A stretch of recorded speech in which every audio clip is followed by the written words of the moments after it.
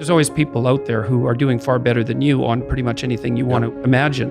And if all you're doing is seeing yourself in their reflected light, let's say, then it's going to be pretty damn dismal. But it's not a good comparison because, well, first of all, there's danger in just comparing yourself to others, period, because they're not you. And God only knows what struggles they had to undertake to get to where they were, or what burdens they're currently carrying that you're not aware of.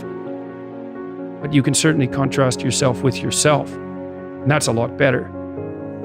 Be careful who you share good news with, because you want to share good news with people who are going to be genuinely happy for you, and be careful who you share bad news with, because that's equally tricky. You want someone who will listen to you when you're having trouble and allow you your grief. You don't get people to stand up on their own 2 feet and to adopt responsibility if everything is given to them.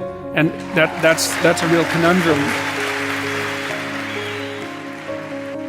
You know, maybe you're in California, see someone speeding down the road in a convertible Porsche, and you think, oh man, what a lucky bastard. And the truth of the matter is that he's thinking about wrapping his expensive sports car around the next cement pillar that he comes close to.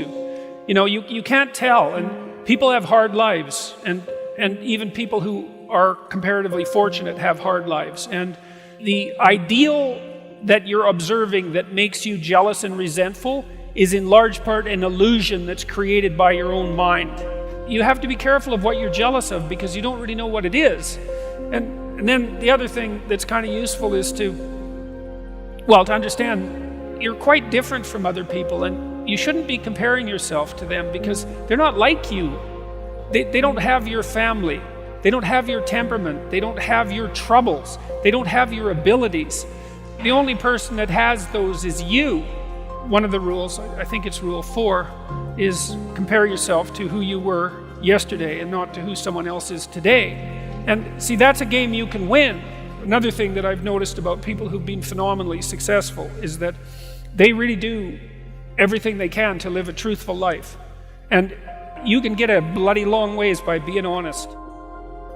You got to know that there are differences in intelligence. It's really important. If you go into a job and you're not smart enough for that job, you're going to have one bloody miserable time. And you're going to make life wretched for the people around you because you won't be able to handle the position. But then there are dimensions that you want to consider your life across. And so we ask people about, well, you know, if you could have your life the way you wanted it in 3 to 5 years, if you were taking care of yourself properly, you know, what would you want from your friendships? What would you want from your intimate relationship? How would you like to structure your family? What do you want for your career? Well, how are you going to use your time outside of your job? And how are you going to regulate your mental and physical health?